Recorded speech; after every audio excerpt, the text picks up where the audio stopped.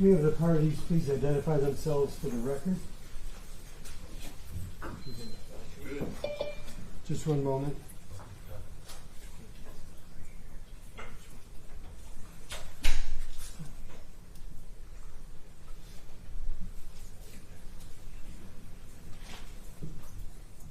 We are here in the matter of Kiernan Tague on case number 20001061 on petition number 24000809 for disposition.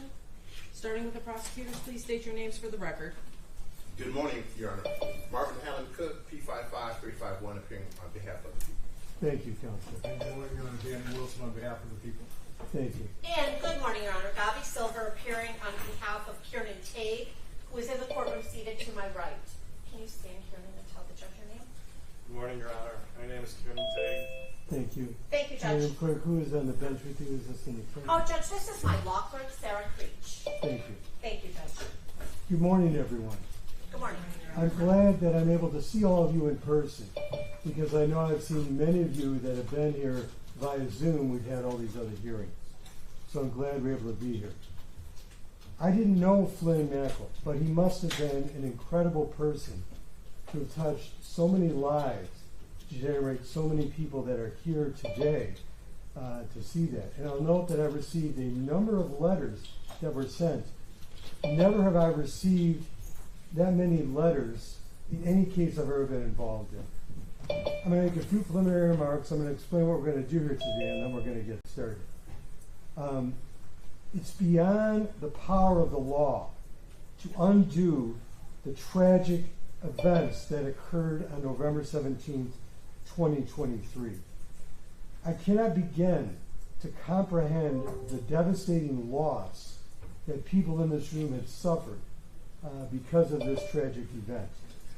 But I urge everyone here that's been involved and affected by this case, please don't let it consume your life. And that is my fervent hope and prayer for everyone that is here today. Now let me explain what we're going to be doing here today. In just a couple moments, I'm going to be taking some victim impact statements. And by law, it's the mother and the father and the sister and the brother of the victims are the only ones that are going to be able to address the court. They're going to be limited to 10 minutes each. What a victim statement is a statement of loss, grief, how this event has affected the individual. What it is not is a legal argument citing different cases and things that have been involved in that. After that, the defendant has the right, it's called allocution, to address the court. And after that occurs, I'm going to impose a sentence. So do we have anybody here, prosecutor, that wants to make a victim impact statement? Anybody want to make a statement? We do, Judge. Okay.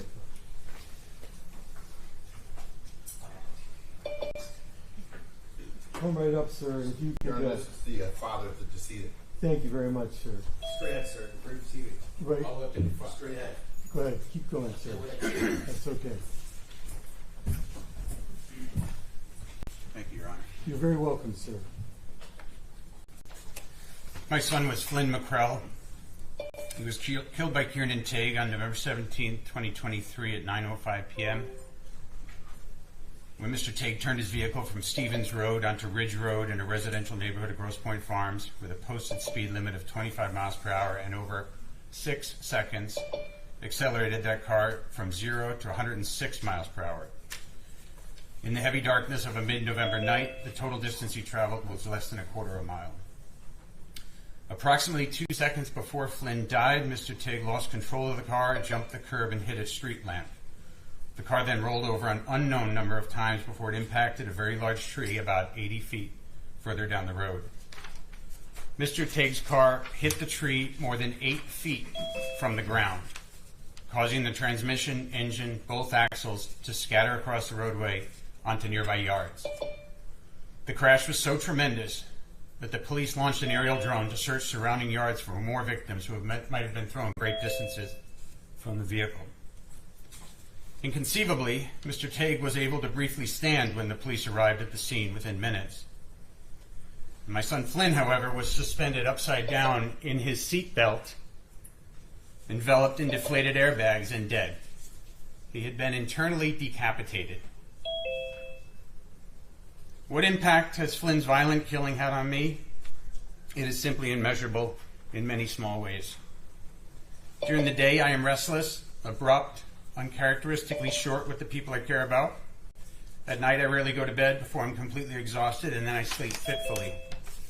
In the late afternoon, I find myself standing by our fence staring at the trampoline that Flynn bounced on for hundreds of hours over many years. As I sit at my desk with his mask card, I'm distracted, inattentive to my work. And I've become irritable on occasion, uncharacteristically dark thoughts. I've had a very blessed life, and a career filled with long series of good fortune. But since Flynn's life was ended, I'm awestruck by the amount of sadness in the world. And Your Honor, my niece Liza wrote one of those letters to you in which she said it was like Flynn had eaten the sun. Such was his radiance. I couldn't say it better. Everything is dim. Adding to my family's pain and suffering in the 19 months since killing Flynn, Mr. Tague has not expressed any remorse or regret to my family. He's remained silent. The silence is especially galling, since my wife and I agreed to settle all civil claims related to Flynn's death more than 15 months ago. Neither Mr. Tague nor his family has any legal or financial risk in expressing remorse, but he has not done so. I certainly expect Mr. Tague to express remorse today, but that is performative. Do not be fooled. He expresses remorse today because it's advantageous for him to do so. Mr. Tague is manipulative, deceitful, violent, dishonorable, selfish man. Judge, I'm going to object. This is not. This is not what this is Yes, supposed to I'm going be. to sustain that. Thank you, It's Judge. not. It's how it affected you. I'm not an opinion of the defendant. So, please continue those things. How it has affected you, sir.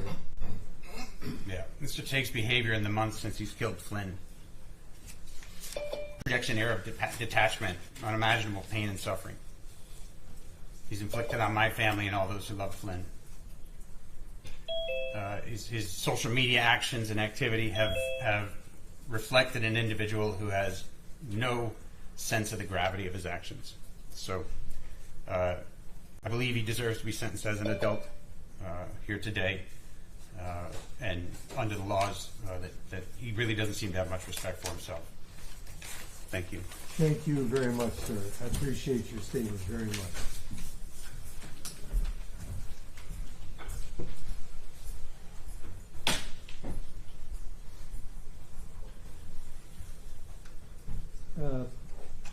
I'm a prosecutor. Yes, Your Honor. This person be identified for the record. This is the sister of the deceased. Thank you. Thank you. Go right ahead.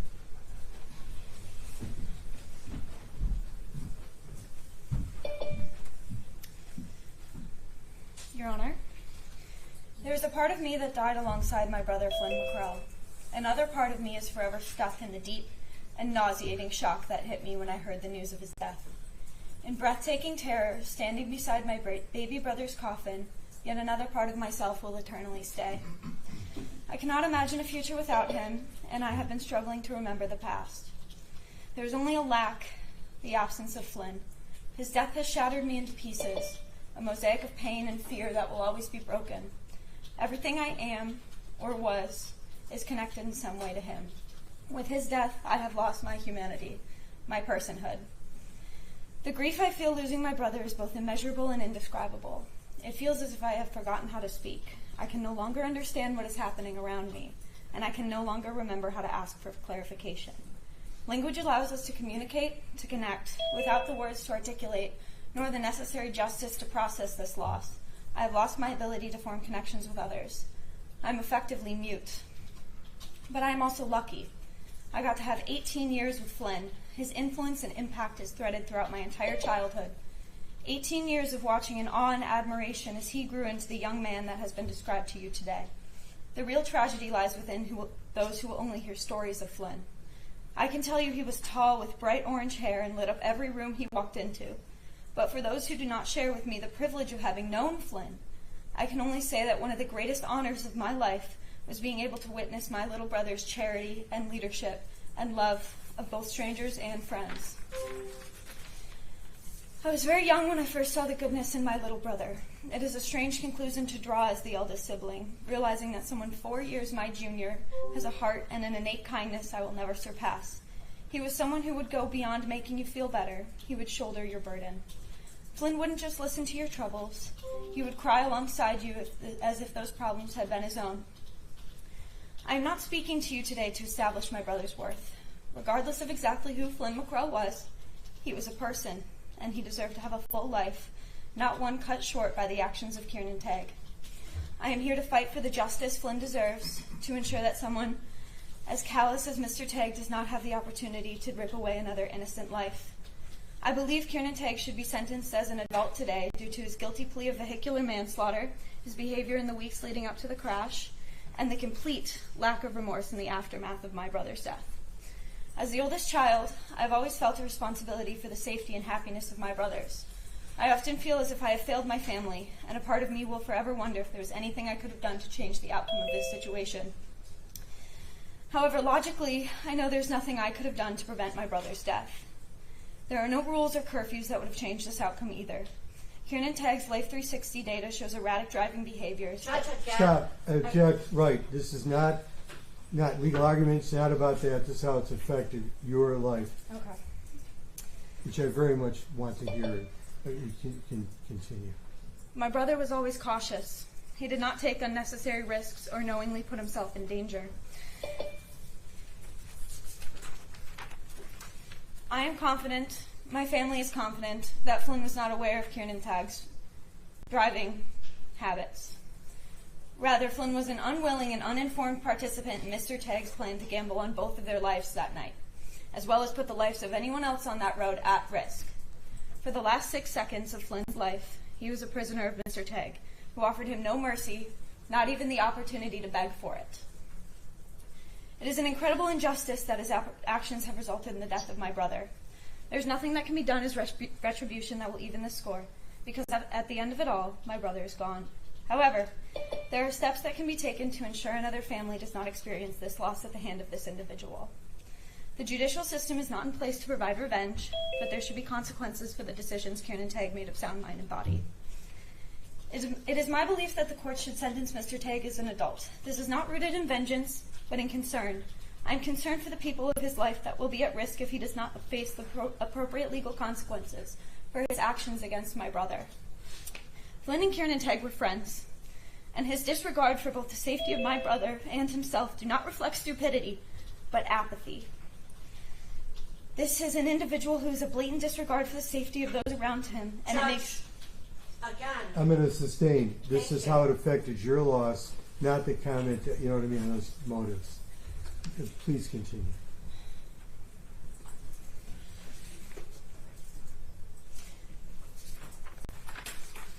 I have known Kiernan Tague for years, and underneath his charming exterior is a selfish and dangerous and attached individual who is not able to hold himself accountable for his actions. It is the court's job to force this accountability, as I do not believe Kiernan Tague is remorseful nor capable of changing his behaviors without incarceration. I hope that my perspective on the situation will be helpful in your decision to determine the most appropriate and effective legal proceedings to ensure the safety of the public, and I want to thank you for giving me this opportunity to speak today. Thank you very much.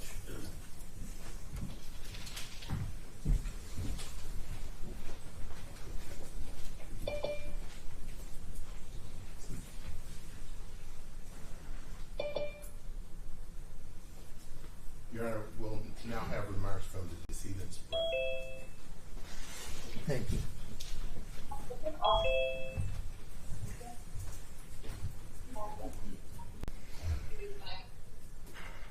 I would like to first thank you, Your Honor, for listening to me and my family today and for allowing us to give a voice to Flynn McCrell, a man who can no longer speak as he was killed by Kiernan Tague. Flynn was my younger brother by 1.5 years.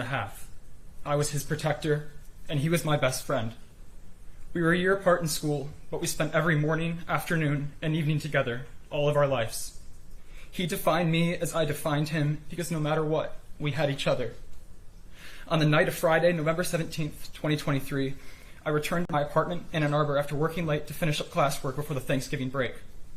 The next morning, I was returned home to Grosse Pointe to see my family, but more importantly, Flynn. It was his first big holiday since he started his freshman year at the University of Dayton. It was after 11 p.m. when I received a phone call from my father who informed me that Flynn was dead. I remember the first thing I said to him was, "Are you sure?" The days, then weeks that followed, I have little recollection of. I went so many days without sleeping. I would often have auditory hallucinations, and to keep from collapsing, I'd overeat to the point of vomiting. There was so much confusion in the first days after Flynn was killed that it wasn't until I stood over my brother's coffin and held his lifeless hand that I started to awaken to the devastating reality that now is my everyday life. In the coming 4 months before his arrest for second-degree murder, I saw Kiernan Tague often, as he lived just a block down the street from us. After a little over a month in the hospital, Kiernan returned to his life as if nothing had happened, as if he hadn't killed Flynn. He returned to driving. In fact, he returned to detailing cars in his driveway by January of 2024, 2 months after killing Flynn. While I sat in absolute horror, looking at the destruction of what was my life. Down the street, Kiernan Tague continued his life unfazed. More so, he continued his obsession with cars and driving. On March 20th, Mr. Tague was arrested in his driveway while washing cars and charged with second-degree murder. When my family and I were finally given access to the police report, we became aware of the true depravity Kiernan Tague exhibited in the months leading up to the crash. Judge, Yeah. I really hate to keep Right. standing, but we are. I'm going to sustain this. This is Sure, not the I purpose understand. why I said that. I And understand. I'm this trying is- to edit as I read right now. Right, so just keep doing that. I know this is very emotional. I want to hear what you have to say, how it Yeah. affected your loss, not comment on his I understand. actions. Thank you That very did much. affect my loss very much, though. Yeah, we'll go right ahead. Judge. Yes. we're close. Sure.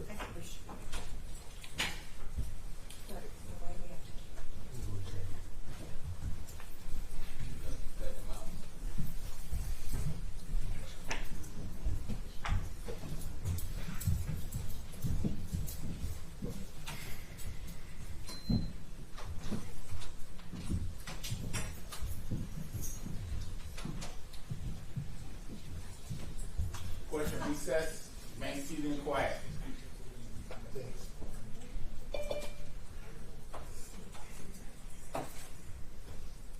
Sir, you want to have a seat up there, you can.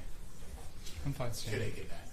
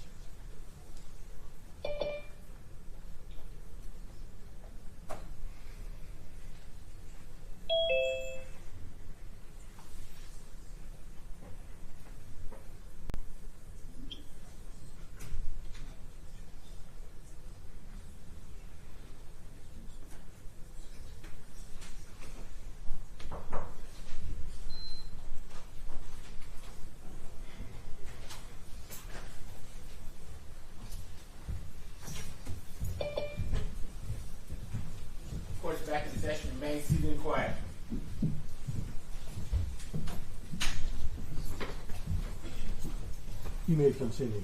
Thank you, Your Honor.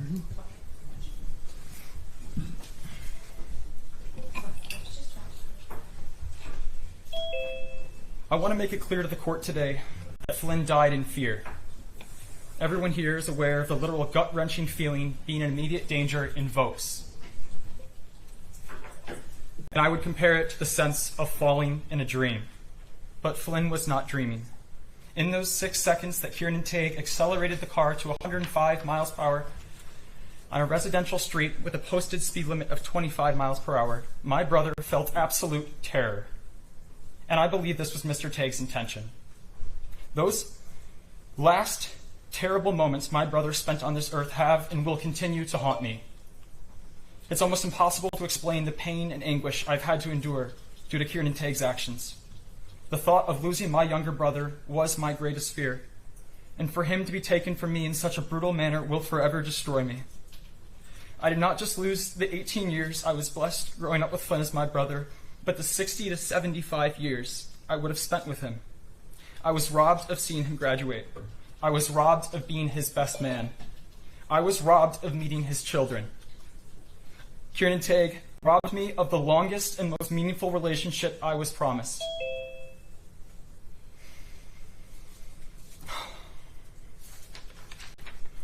Your Honor, the court must hold Kiernan Tague accountable for his crimes and give Flynn and his loved ones justice. While there is nothing you can do that will ever amount to true reconciliation for the taking of Flynn's life, your decision can make this tragedy worse. Mr. Tague must be sentenced as an adult and receive the maximum prison term, not only as a punishment for killing my brother, but as a preventative action to protect the public from him. If Kiernan Tague receives a juvenile or blended sentence, he will leave the courthouse today with the affirmed belief that he is above the law, that he can recklessly endanger the public for months and kill another human being without repercussion. Your Honor, I respectfully thank you for listening to my plea for justice. Thank you very much.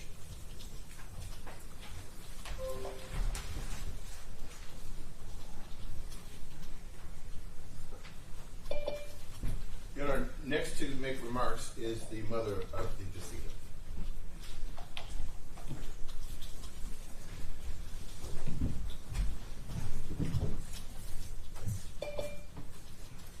Your Honor, I'd like to begin by expressing my sincere apologies for previous correspondence with the court before the hearing. I was under the impression that this communication was acceptable, and it was never my intention to offend the court. How do you reduce the most devastating, life-shattering loss into words? My son Flynn was my life, my heart. No words could capture the silence, the rage, and the sorrow that fill every corner of my world. This statement cannot possibly express the hell I live in since Flynn's death. But Flynn's voice was stolen. Now mine must speak for him. Despite the pain, I need the court to understand that Flynn's life mattered, and the agony of his loss deserves justice. The depth of my despair is often unspeakable, a burden that only a mother who has endured the burial of her child can fully comprehend. Grief that will never end, because grief is unexpressed love, and I will never stop loving Flynn. However, my grief, like countless other mothers whose children are victims of violent crimes, is traumatic grief. For 18 months since the night Flynn was killed, I have suffered debilitating sadness, anger, and shock, and feelings of panic and fear. I'm unable to comprehend a life without Flynn. And while I have to endure all that, I have to navigate the police, prosecutors, hearings, judges, and attempt to advocate for justice.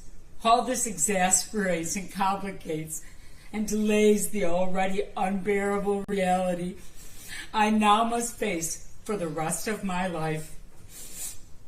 Every day, I'm haunted by the betrayal of somebody who knew Flynn and Flynn trusted.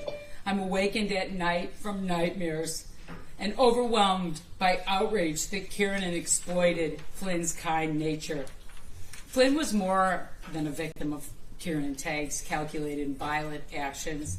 He was a cherished child of God, a true gift to me as his mother and anyone else who was ever touched by Flynn Michael McCrell.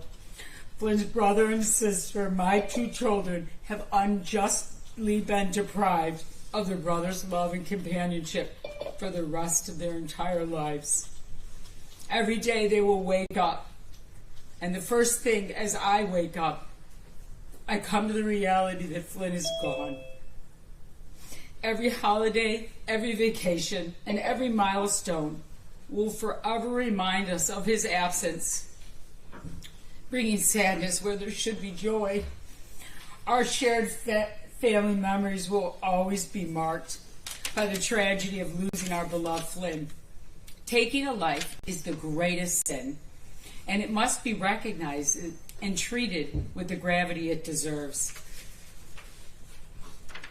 Each day I ask myself, how did I not know Kiernan was dangerous? My husband and I, we do everything in our power to provide a loving and disciplined home for our 3 children. Flynn was never in trouble, never out of control. He was naturally calm and secure. We never worried about Flynn doing the right thing because it was natural to Flynn.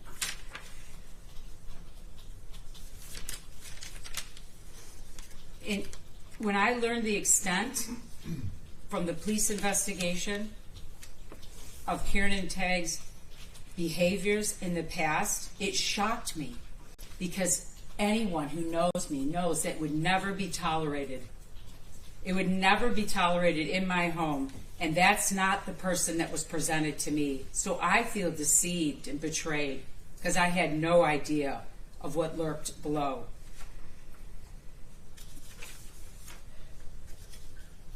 You have the details, so I don't want to be interrupted. I question every day as I drive the streets of Metro Detroit, how was Mr. Tague never apprehended for 4 months leading up to Flynn's death? It defies human understanding, the kind of driving that's detailed in that police report. But it was a failure. It was a failure. And now we come to the point where we need accountability because driving is a responsibility. It is a privilege given to the state, sanctioned by the state and our society. Today, the court will decide whether Kiernan Tague will be sentenced as a juvenile, an adult, or a blended sentence, which will delay any punishment for Mr. Tague to see if he can be rehabilitated. The juvenile system's primary purpose is for rehabilitation, and it appears to me that Mr. Tague has not responded to the rehabilitation efforts of the police, his family, or any other mental health services. My job as a mother is to advocate for my son Flynn, both in life and now in death. Your Honor, I urge you to sentence Kiernan Tague as an adult and sentence him to the maximum prison time for the death of my son, Flynn McCrell. He must be held accountable for the felony conviction of taking a life. This plea is not rooted in revenge. It is about accountability, safety, and recognizing the value of a life that's been stolen. The punishment must not only serve as justice for my son, Flynn McCrell, and our family, and all those who loved him, and our community, but also as deterrent to any other teen driver that believes there are no consequences for their dangerous driving. Thank you very much.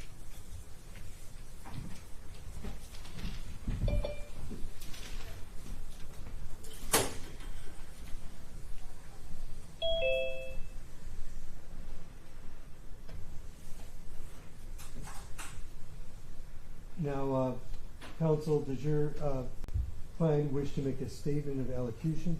Yes, Judge, he does. Would you like to hear from him first or from me first? Your preference. Okay, Judge, let me, I wish to address the court, if I may. Do you mind if I stay seated? I have this. Yes, I'll allow you due to your medical condition. Thank you, Judge.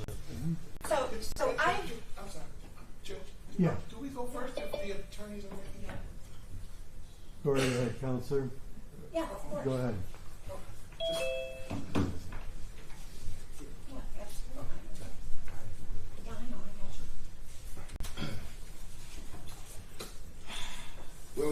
think you have a good grasp on the significance of this event and the significance of the life that was taken here. You now have the opportunity or the responsibility to impose sentence. You have three options, Judge: an adult sentence, a juvenile sentence, or a delayed or blended sentence. The people are asking for the court to adopt the recommendation made by the Department of Corrections, whereby they respectfully recommended a term of incarceration. I know one of the things that this court was waiting to do was to see the report, see what they concluded, see what how they analyzed and evaluated the defendant, and arrived at what they believed would be an appropriate sentence. Both the Yazzie report or evaluation, as well as the pre-sentence investigation report, essentially aligned. The Yazzie report essentially punted and indicated, well, whatever the pre-sentence investigation report recommends, we recommend. The pre-sentence investigation report recommends a term of incarceration for the reasons that the court is already aware of. There's something that Ms. Banker, the mother of the decedent, spoke about Mr. Tague having a state-sanctioned license. Your Honor, that's a great responsibility.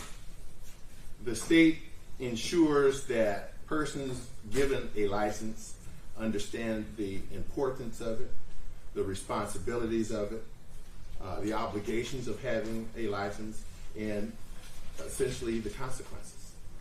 This is not a toy.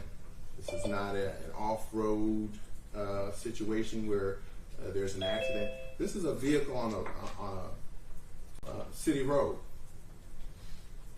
And there's a responsibility that drivers of vehicles have, not only to their passengers, but to anyone else who may be in the area. And to call this an accident would, I think,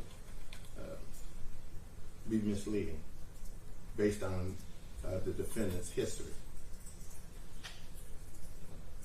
So there's a history of the defendant knowing that he's taking these actions that risk not only his own life, but the lives of others.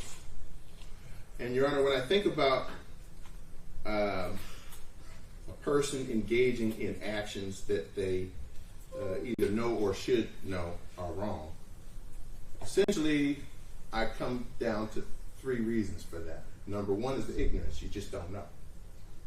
I don't think that's the case here. Number two would be inconsideration. I'm sorry I didn't think about it. I don't think that's the case here either. And the last would be intentional conduct. I think under the circumstances, this definitely, objectively, appears to be intentional conduct. So what is that intentional conduct? The risking of the lives of others, the reckless disregard for the life of another. Your Honor, if Mr. McCrell were an infant in a child seat in the back, I don't think we'd have any problem with an adult sentence. Just because we consider a person of that status to be precious, innocent, vulnerable. Well, Mr. McCrell, sitting in the passenger seat, was in the same position. Your Honor, the people are asking this court to impose the maximum sentence. I know that the guidelines are advisory. This court can impose whatever sentence it deems appropriate, but the people are asking for this court to impose a sentence at the top of the guidelines up to 15 years. Thank you. Thank you, Counselor Cook. Judge, I feel compelled to start out by saying that I think it's pretty unfair and disingenuous to compare anybody's life to anybody else's. I think all life is precious, and that is not lost on anybody on this side of the courtroom, and specifically at this table. We started out this case with a charge of murder in the second degree, which was reduced by the people to a manslaughter charge. And I would submit to the court that it was reduced based on what the likely proofs at trial would have been, which would perhaps and most likely not have resulted in a murder in the second-degree conviction. We entered into a plea agreement with the people. They had no recommendation for the court at the time of sentencing. There was no sentence agreement that was entered into by the defense and the prosecution. There was no request for a period of incarceration within the prison system. When I look at these reports, and I handle many homicide cases, and I start out by saying to you that these kinds of cases, the cases that result in the death of somebody in a driving incident, are really the hardest. Because it's not like Mr. Tague got up in the morning and decided he was going to go carjack somebody or kill somebody. And certainly I'm not trying to take away from his culpability for what happened here. He accepts responsibility, and in spite of what the family of the victim say in this case, and we'll talk about that in a minute, he has been remorseful for day one. There is a time and a place to tell the court and to tell the family how he feels and how apologetic he is. There were conditions placed on him by attorneys, by the court, that he was to have no contact. And he abided by those and never reached out to them. But we'll talk about that in a minute. But in the Michigan Department of Corrections report, these reports are always include what the sentence guidelines are. And there's no room for the reporter to say to the court, well, I don't agree with the guidelines. This is what the guidelines are. However, as Mr. Cook said, the guidelines in the state of Michigan, even for an adult, they're advisory, they're not mandatory. But based on a number of, you score them based on the offense, you score them based on the individual, based on his prior record. He scored it a 0 on his prior record. He has no convictions. He scored, the thing that the guidelines don't take into consideration, which I think is really unfortunate, and it's unfortunate to me that the Yazzie, which was favorable to Mr. Tague, favorable in that it saw that he is a person that will benefit from therapeutic intervention, that has already benefited from therapeutic intervention, that they punted. But nonetheless, what the guidelines for an adult sentence don't take into consideration is his age. His age at the time the offense occurred and his age now. We've come a long way in the criminal justice system in the past, 5 or 10 years or so, where we have finally started to recognize that juveniles are different, that their brains are not fully developed at the age of 16 or 17 or 18. And in fact, the science shows that they're not fully developed until they're 26, at least until they're 26 years old. And we have recognized, starting with the United States Supreme Court in Miller versus Alabama, that juveniles, because of that, should be treated different.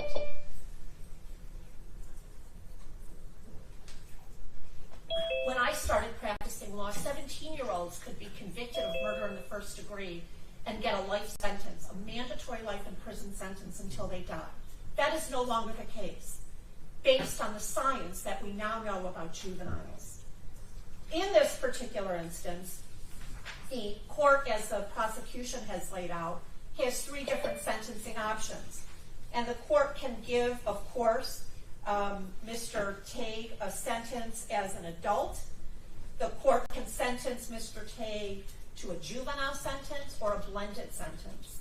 And I want to talk a little bit about Kiernan and why a juvenile sentence would be the most appropriate in this particular instance.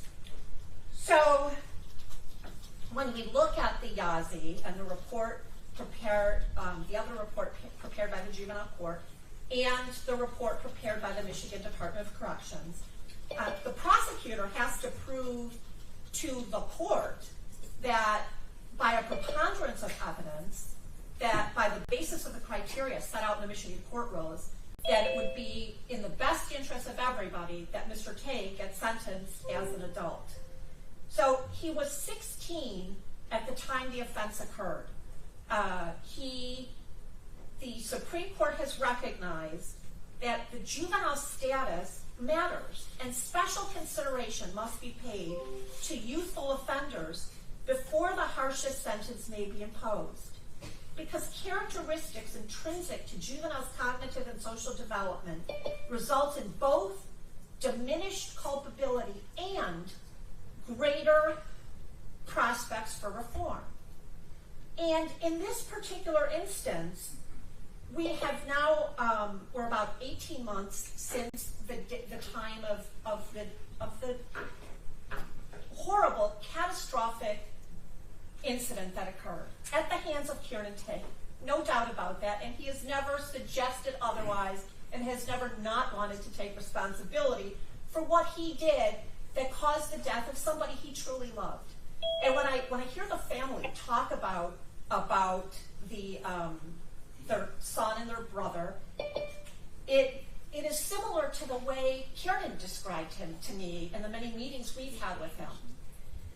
But Kiernan, as a juvenile, has a greater capacity for reform and rehabilitation than an adult person does. And that's one of the reasons why we have the juvenile system. And I want the court to look at how Kiernan has conducted himself while this case has been pending. So we started out hearing from the family that Kiernan was driving. He hasn't driven not one single time. To be honest with you, I'm not even sure Kiernan ever wants to drive again.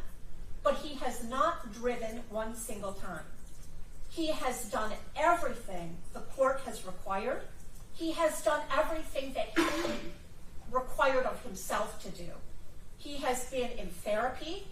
We attached a letter from the therapist to, I think it was in one of the other reports, where he has been going to therapy weekly to deal with issues in his life and to deal with his depression and his sadness and his guilt for what he caused. I think it's also important to know, and we outlined this in our filing, that this is a young man that we may look at him and say, well, he comes from a life of such privilege. But, that's outer. He's had a great deal of trauma in his life, and I think we addressed that to the court, and I know that the court has read it. In this particular instance, what we have seen from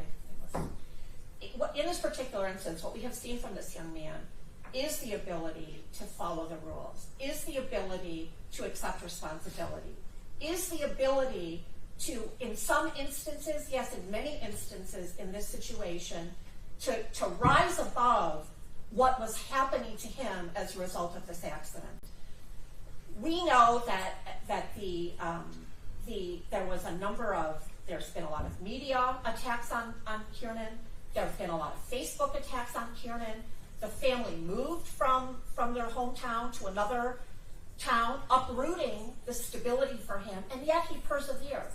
He stayed in school. He did great in school. He tried to do what he was supposed to do to show the court that he can be rehabilitated. He's a kid. At some point, he, unfortunately, I think the court could see from the reports, he had a lot of supportive people in his life at his school, and I mean teachers. Teachers that cared for him, teachers that took him under their wing and helped him. Unfortunately, he had to leave school as a result of some pressures on the school, and he did. But he didn't let that get him down either. He continued. He finished school. And he did all that, and I think that shows the character of Kiernan Tague, the kind of young man that Kiernan Tague is. And I looked at, and we attached for the court, some of the many letters of support that were written for him. And specifically, there are a couple for people who know him and have known him a long time. Jim Hassert, who was a counselor at the school, who I think is even here today. Jim Hassert wrote, "It may be strange to say, but I, like so many of his teachers and coaches, classmates and teammates, hold the same high regard for Kiernan now as we did before the tragic accident last November.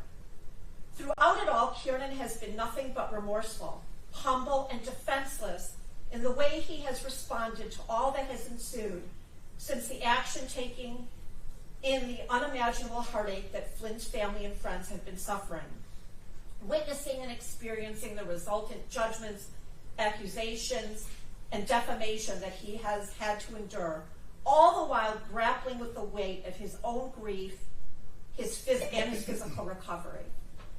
The Reverend Father Maxim, who knows Kiernan very well, had Kiernan sit down and write, this is like a year and a half ago, like shortly after this incident occurred.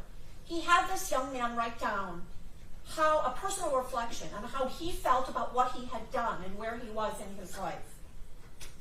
He says, I was truly touched by Kiernan's reflection letter, most particularly by the description of regret and even despondency this young man feels at the knowledge that he will not see his best friend again until after he breathes his last. I know this young man. His profound grief, regret, and self-recrimination are both sincere and without definable contours. I've seen this from him. I have met with him on countless occasions. He is well deserving of what the juvenile system is meant to provide, which is a chance at rehabilitation, and he's well on the way to rehabilitation. A chance at doing right, and I am asking the court to sentence him accordingly. And I think that Kiernan wishes to address the court as well. Yes. Certainly. Would you like to go up here, or would you like to go right here? What? Wherever you I'd like you to stand there. Do you want me to come over? Right here. Right here,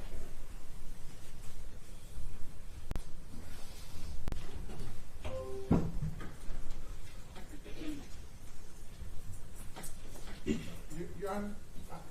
I'm wondering why I'm sorry, Counselor, what were you saying? maybe we approach the bench. Sure.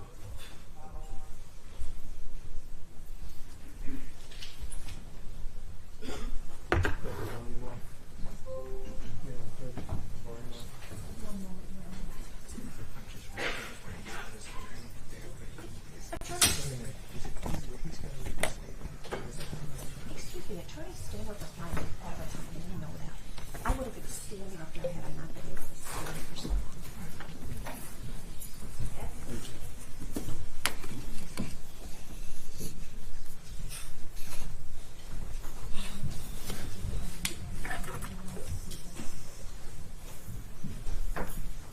Your Honor, before I say anything else, I would like to take a moment to acknowledge my privilege. I stand before you today, alive and in one piece, and I recognize that this is not something that can be said for Flynn McCrell. That is my fault, which I wholeheartedly recognize, and I do not take it lightly how fragile and fleeting life can be. I thank you and the court for affording me the opportunity to appear before you today. This was the kind of person that Flynn was. Fun, free-spirited, kind, unfailing in his loyalty, and the very best friend that I could have ever asked for. I was even lucky enough to be welcomed into his home by his family, where I spent many summers and weekends with Flynn and our group of friends, hanging out, watching movies, and just being in each other's presence. It is for this reason that my heart is profoundly heavy with grief, regret, and remorse.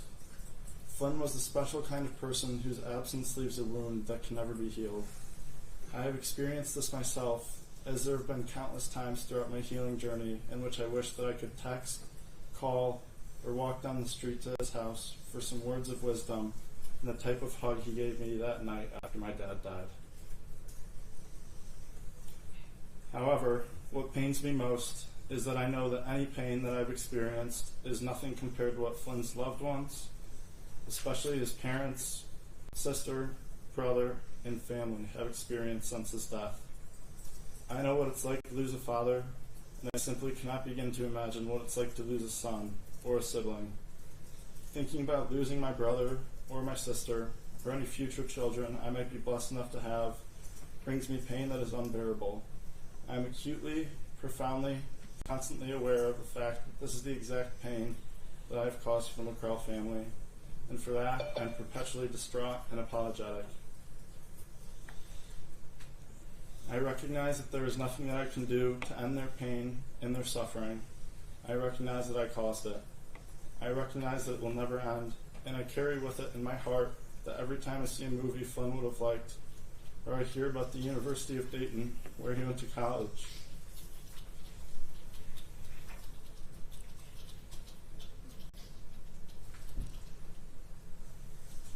or when I see something that makes me think of him, I feel the pain in my heart.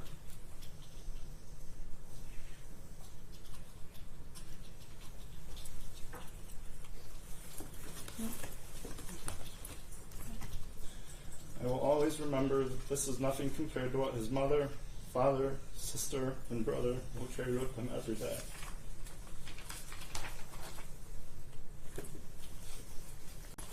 Your Honor, if I could send a message to the version of myself that existed nearly 2 years ago, my 16-year-old self, I would tell him to be careful. I would tell him that life is precious and that it can change in an instant. I would tell him that there is nothing, I repeat, nothing, worth the pain and suffering this has caused for the world, not for me, but for Flynn's family and friends.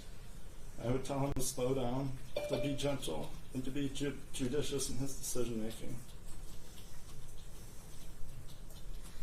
Your Honor, though I'm not able to go back in time and tell my younger self these things, I stand before you as a different man. I have been changed forever in countless ways by this accident that I caused. And most importantly, I know that many others, most of whom are present in this courtroom today, have been changed forever as well. So I vow to keep this advice with me as I go forward in my life, wherever I may be, as an older, wiser, contrite, and compunctious individual. I take full and complete accountability for my actions on the night of November 17th, 2023, and I will remain sorrowful and remorseful for them for the rest of my life. Thank you for allowing me the chance to speak before you, Your Honor. Thank you, Mr. Tague.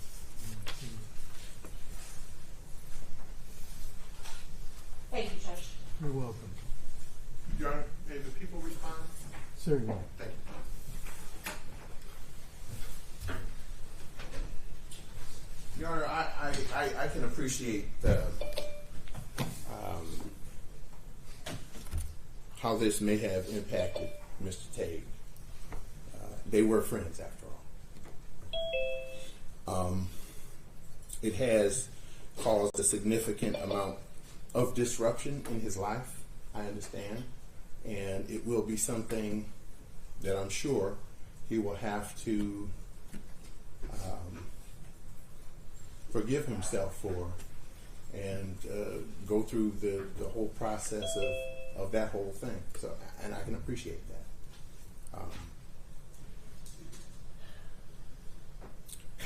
Consequences is really why we are here today. Because there were no consequences for young Mr. Tague while he was engaging in the reckless conduct, for whatever reasons he was engaging in that conduct. And again, I'm sensitive even to the fact that he may have been going through some personal issues in his personal life. But that does not give him the right to place other people at risk because he has some internal issues. If I'm sick, I can't vomit on you and then apologize for it. I have to get myself well and quarantine myself. But that wasn't what happened here, Judge. So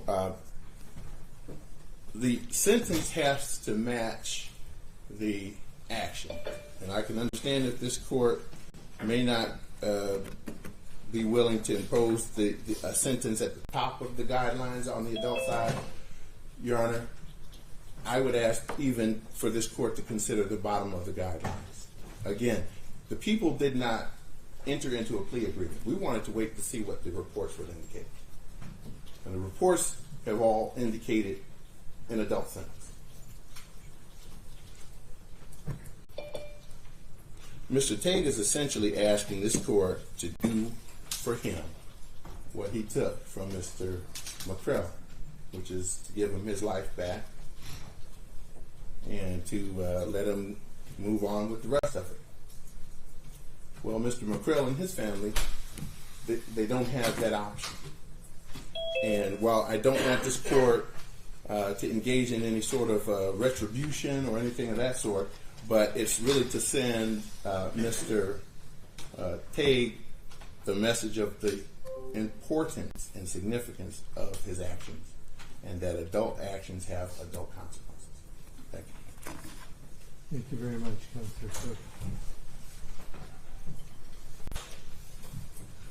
And I'd like to thank the attorneys for for their work in this case.